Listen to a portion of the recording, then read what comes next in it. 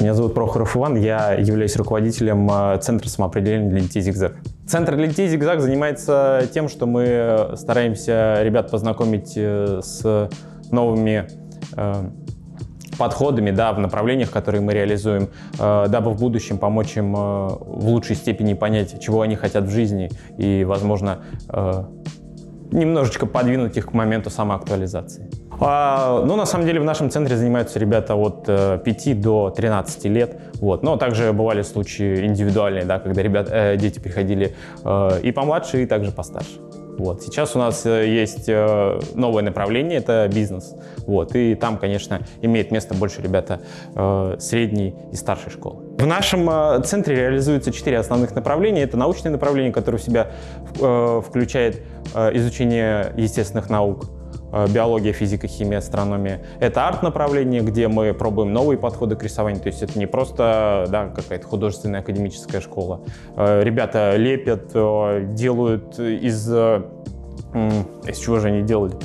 Из линолеума вырезают гравюры, потом делают. То есть исследуют самые разные подходы в искусстве. Также есть еще направление Лего, да, это обучение с наборами Lego Education. Это, в общем, очень здоровская штука, которая себя зарекомендовала довольно давно в мире. Вот. Мы, соответственно, также прошли обучение в школе преподавателей Lego Education. И у нас есть такое направление, потому что мы считаем, что это тоже очень интересно и тоже направляет ребят в каких-то технических моментах вперед. Вот. И есть 4-е направление, с этого года появилось это бизнес-направление, где ребятам мы рассказываем о том, все-таки, что такое деньги, зачем они нужны и как ими распоряжаться. Но на самом деле одной из самых главных вещей, которые, как мне кажется, должен делать каждый школьник, это пробовать.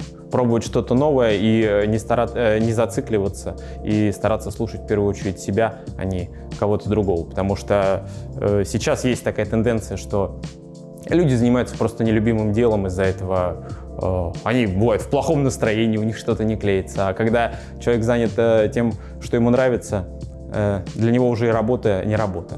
Здесь, конечно, возможно, стоит прислушиваться, вот, но всегда лучше все пробуйте сами, а не слепо следуйте чьим-то указаниям из серии, что вот у нас все были врачи, значит, ты тоже будешь врач. Если вам хочется быть врачом, будьте им, но лучше не быть врачом, чем быть плохим.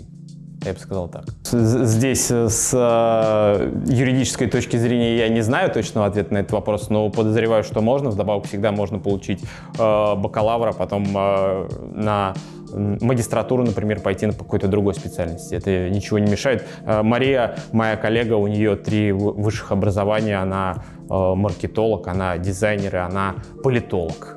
Да, хотя, казалось бы, политология здесь к вышеперечисленным специальностям относится очень посредственно. Но ей ничто не помешало, например, магистратуру закончить по политологии направлению. Вот. Поэтому я считаю, можно, опять же,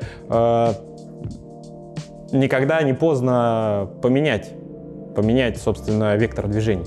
Да, потому что многие люди думают, что вот я уже сделал слишком много всего, чтобы, да, достигнуть некоторых целей. Вот. Но эти цели, как показывает их практика, могут не оправдываться. Да, то есть им не нравится то, чем они занимаются. Вот, поэтому здесь, конечно, важно всегда, опять же, повторюсь, слушать себя и заниматься любимым делом. Ну, это прям вот просто мое такое, да, как-то кредо по жизни.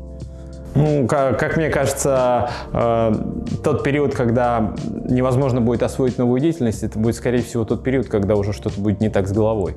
Да, то есть когда уже начнутся какие-то необратимые последствия, да, для памяти, для восприятия, ну, в общем, понятно, для всех инструментов обучения.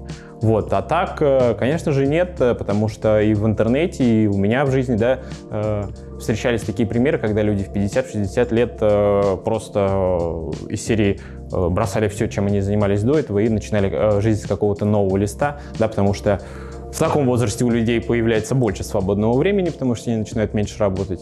И люди как раз начинают думать о какой-то, наконец-таки, самореализации и самоактуализации в этом плане.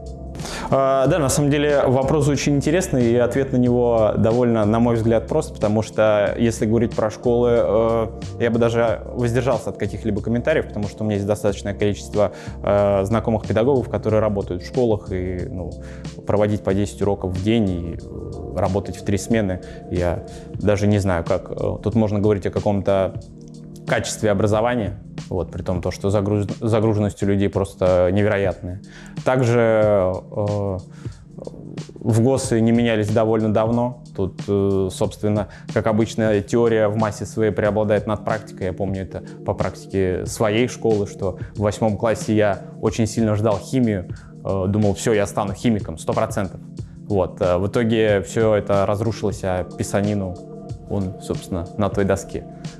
Поэтому, если говорить о школах, то, безусловно, неформальное образование здесь принесет много больше пользы. Я это говорю как человек, который занимается, собственно, этим неформальным образованием для школьников. А в институте, конечно же, тоже из собственной практики помню такое, что к одному преподавателю хочется ходить, не хочется никогда пропускать его пар. А в других преподавателях просто сидишь, мягко говоря, засыпаешь. Поэтому да, конечно же, неформальное образование конкретно в нашей стране, как мне кажется, даст толку гораздо больше. В современном мире у нас есть доступ к огромному количеству библиотек, интернет — это просто огромная кладезь информации, и даже если у вас нет возможности физически в данный период времени освоить профессию, то вы в любом случае на YouTube и еще на куче различных порталов сможете найти история о том, как люди работали уже по какой-то данной профессии, ее плюсы, минусы. То есть сейчас появляется такая возможность, что перед тем, как в эту профессию шагнуть, сделать непосредственный физический шаг, то есть начать обучаться или не знаю, сразу выйти работать, как говорится, в поле.